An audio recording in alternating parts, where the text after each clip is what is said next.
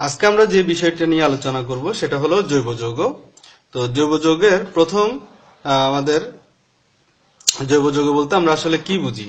জৈব যৌগ বলতে আমরা আসলে বুঝি কার্বনের যৌগগুলাকে।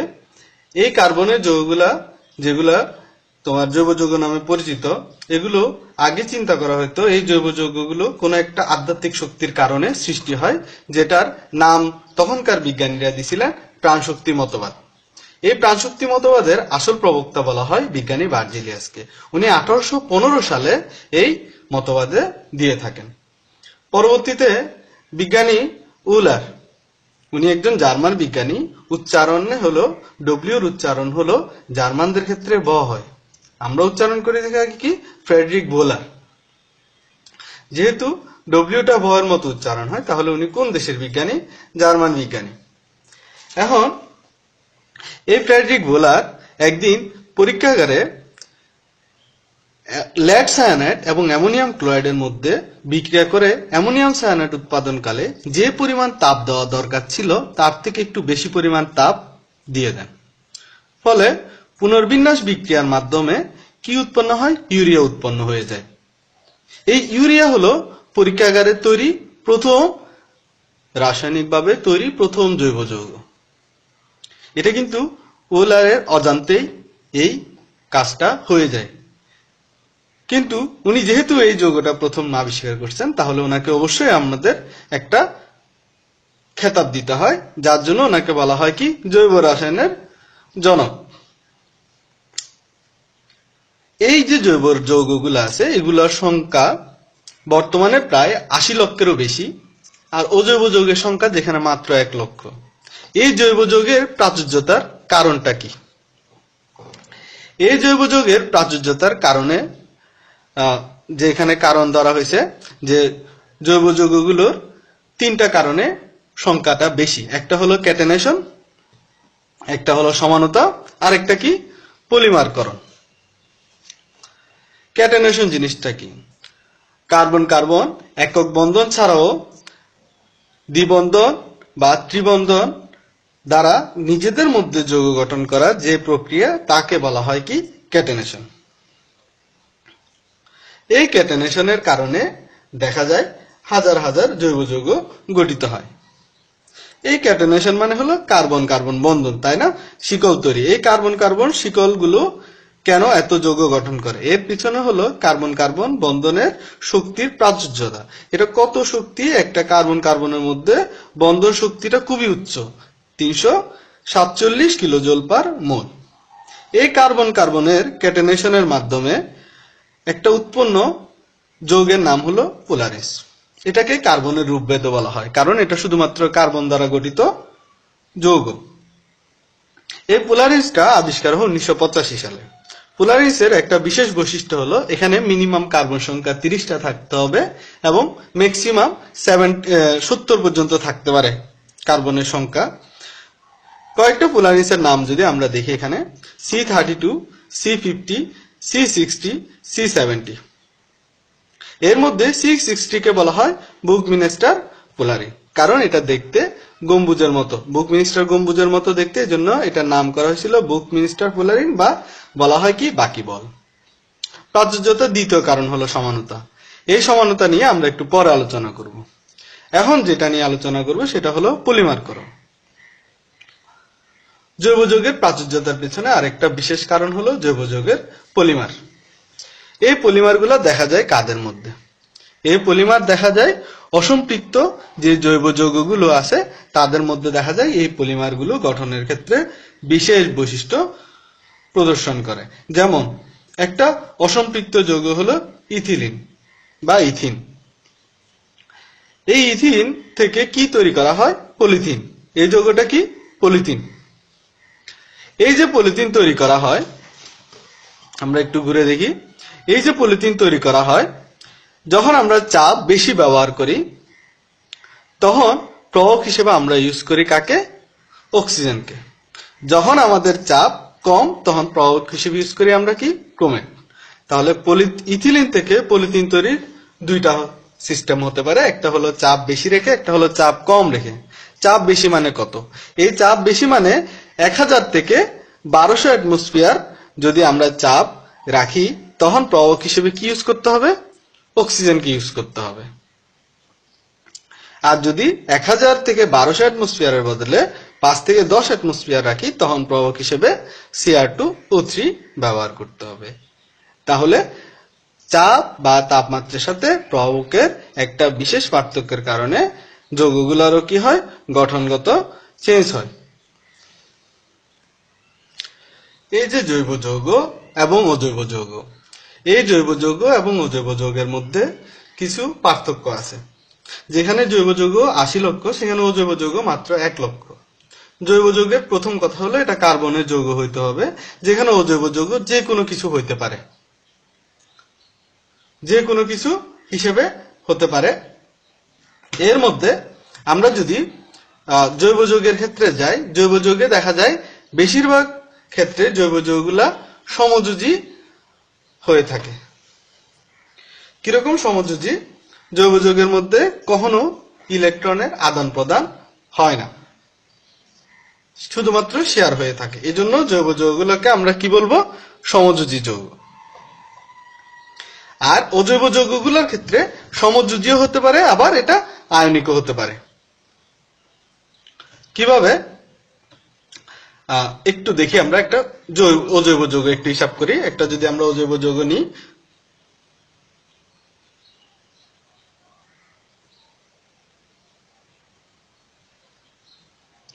দুঃখিত, একটা যদি অজৈব যৌগ নিই সোডিয়াম ক্লোরাইড, সোডিয়াম ক্লোরাইডের মধ্যে কি দেখা যাবে? যে এটা হলো সোডিয়াম ক্লোরাইড, যে যৌগটা, সোডিয়াম হলো ইলেকট্রন দান করে এবং ক্লোরিন সেটা গ্রহণ করে সোডিয়াম ক্লোরাইড যৌগটা গঠিত হয়। এই যে সোডিয়াম ক্লোরাইড, এটা একটা আয়নিক যৌগ। এই ধরনের কোনো ঘটনা কিন্তু কোথায় হয় না? জৈব যৌগে হয় না।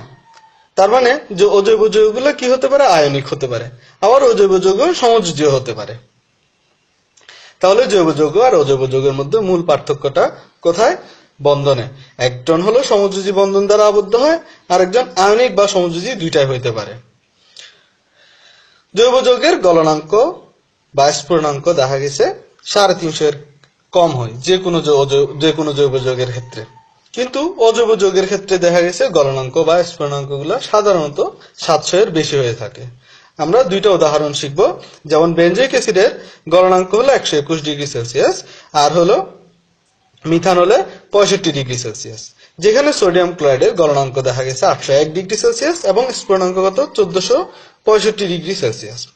জৈব যৌগ, জৈব যৌগকে যদি আমরা অক্সিজেন দ্বারা দহন করি, দহনের পরে দেখা যাবে জৈব যৌগের আর কোনো অবশেষ নেই। কিন্তু অজৈব যৌগ নরমালি দহন হয় না, যদিও দহন হয়ে থাকে তবে শেষে পর্যন্ত দেখা যাবে কিছু না কিছু অজৈব যৌগ অবশিষ্ট থেকে গেছে। জৈব যৌগগুলো বলা হয়েছে সমযোজী যৌগ। সমযোজী যৌগের মধ্যে বেশিরভাগই কি করে না? আয়নিত হয় না বা গলিত হয় না, ফলে এরা তড়িৎ অপরিবাহী। কিন্তু অজৈব যৌগগুলা গলিত বা দ্রবণে আয়নিত হতে পারে, ফলে অজৈব যৌগগুলা দেখা গেছে কি? তড়িৎ পরিবাহী।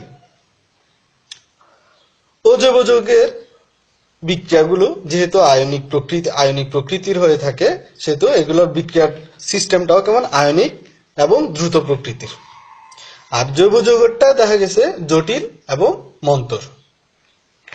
এখন জৈব যৌগ, এই জৈব যৌগের ক্লাসিফিকেশনে দেখা গেছে জৈব যৌগ দুই ভাগে ভাগ করা যায়। একটা হলো মুক্ত শিকল, একটা হলো বদ্ধ শিকল। মুক্ত শিকল জৈব যৌগ, মুক্ত শিকল জৈব যৌগগুলো দুই ধরনের হতে পারে। একটা হলো সম্পৃক্ত, একটা অসম্পৃক্ত। মুক্ত মানে কি? যেখানে কোনো বাধা নেই, সোজা এক টানে যেতে পারে, মানে এরকম কেউ তারে গোল করে আটকে রাখে নাই, তাকে বলা হয় কি? মুক্ত। এই মুক্ত শিকল জৈব যৌগগুলো দুই ধরনের, একটা হলো সম্পৃক্ত আর একটা হলো অসম্পৃক্ত। সম্পৃক্ত মানে সিঙ্গেল হ্যান্ড, আর অসম্পৃক্ত মানে যে যৌগে কি আছে? দ্বিবন্ধন বা ত্রিবন্ধন আছে, তাদেরকে বলা হয় অসম্পৃক্ত যৌগ। এবার বদ্ধ শিকল। বদ্ধ শিকল জৈব যৌগগুলো দুই ধরনের, অ্যালিসাইক্লিক এবং অ্যারোমেটিক যৌগ। অ্যালিসাইক্লিক যৌগ যেগুলো, এগুলোতে কোনো দ্বিবন্ধন থাকে না, কিন্তু অ্যারোমেটিক যৌগগুলোতে কি থাকবে? দ্বিবন্ধন থাকবে। অ্যারোমেটিক যৌগের মধ্যে আবার দুই ধরনের থাকে। কিছু আছে শুধু কার্বন ও হাইড্রোজেন দ্বারা গঠিত বা বেনজিনের যৌগ, আর কিছু কিছু আছে তোমার কার্বন হাইড্রোজেন ছাড়াও অন্য কোনো মৌল বেনজিন চক্রে কি থাকে, বিদ্যমান থাকে। এরা কিন্তু অ্যারোমেটিক যৌগ, ঠিক আছে, এদের একটা বিশেষ নাম আছে, তখন এদেরকে বলা হয় হেটারো অ্যারোমেটিক যৌগ। এরকম কয়েকটি হেটারো অ্যারোমেটিক যৌগের নাম যদি আমি দেখতে যাই, দেখবো হলো কি পিউরান, পিরিডিন, থায়োফিন এবং পাইরল। এরপরে যদি আমরা দেখি, এই যে সমযোজী বন্ধন জৈব যৌগ গঠিত হয়, সমযোজী বন্ধন আয়নিক বন্ধন ছাড়াও কিছু বন্ধন আছে, যেমন সিগমা বন্ধন, পাই বন্ধন। এই সিগমা বন্ধন, পাই বন্ধন কিন্তু এক ধরনের সমযোজী বন্ধনই, কারণ এখানে কোনো ইলেকট্রনের আদান প্রদান হয় না, ইলেকট্রনের শেয়ার হয়। কিরকম? একটা হয় মুখোমুখি, একটা হয় পাশাপাশি। মুখোমুখি যেটা, সেটাকে বলা হয় সিগমা বন্ধন, আর পাশাপাশি যেটা, সেটা কি, পাই বন্ধন। মুখোমুখিটা অবশ্যই দৃঢ় বন্ধন এবং পাশাপাশিটা একটু দুর্বল বন্ধন। সিগমা বন্ধনগুলো একক, দ্বি বা ত্রিবন্ধন সব ক্ষেত্রে পাওয়া যায়। পাই বন্ধন কিন্তু একক বন্ধনে পাওয়া যায় না। কোথায় পাওয়া যায়? দ্বিবন্ধন এবং ত্রিবন্ধনের ক্ষেত্রে। সকল অরবিটাল ক্ষেত্রে কি গঠিত হবে? সিগমা গঠিত হবে। কোনো বাধা নিষেধ নাই সিগমা গঠনের ক্ষেত্রে, কিন্তু পাই গঠনের ক্ষেত্রে বাধা নিষেধ আছে। যদি এস অরবিটাল বা শঙ্কর অরবিটাল হয়, তখন কিন্তু আর পাই বন্ধন গঠিত হয় না। এখন দেখো, কতগুলো অরবিটাল আর নাম আমরা জানি, এস, পি, ডি, এফ। এই এস, পি, ডি, এফ এরা যদি সংকরায়ন করে, তাহলে কতগুলো সংকর সৃষ্টি হয়, যাদেরকে আমরা নাম বলি sp, sp2, sp3, sp3, sp3d, sp3d2 এবং sp3d3। এর মধ্যে কিছু যৌগের নাম আমি উল্লেখ করছি। দেখো, beryllium chloride, boron trichloride, CH4, phosphorus pentachloride, SF6, IF7। এখন তুমি দেখে কিভাবে বলবা কোন যৌগ কোন ধরনের সংকরণ? এর একটা কৌশল আমি দেখাই। দেখো, এই যৌগের ক্ষেত্রে কত আছে? এখানে 2। এখানে কয়টা? একটা এস আছে, একটা পি আছে। তার মানে এখানে কয়টা অরবিটাল আছে? 2। তার মানে বেরিলিয়াম ক্লোরাইডের সংকরণ হবে কি? sp সংকরণ। তার মানে বোরন ট্রাইক্লোরাইডে যদি যায়, এখানে কি আছে? কত আছে? 3 আছে। এখানে একটা এস এবং 2টা পি অরবিটাল। তার মানে এখানে কয়টা অরবিটাল আছে? 3। তার মানে বোরন ট্রাইক্লোরাইড কোন ধরনের সংকরণ? sp2 সংকরণ। এরপর দেখো CH4, শেষে কত আছে? 4 আছে। এখানে একটা এস, 3টা পি, তার মানে কয়টা অরবিটাল আছে? 4টা অরবিটাল। তার মানে CH4 কোন ধরনের সংকরণ? sp3 সংকরণ। PCl5, শেষে কত আছে? 5। 5 থাকলে কত হয়? 1, 3 একে 4, 4 একে কত? 5।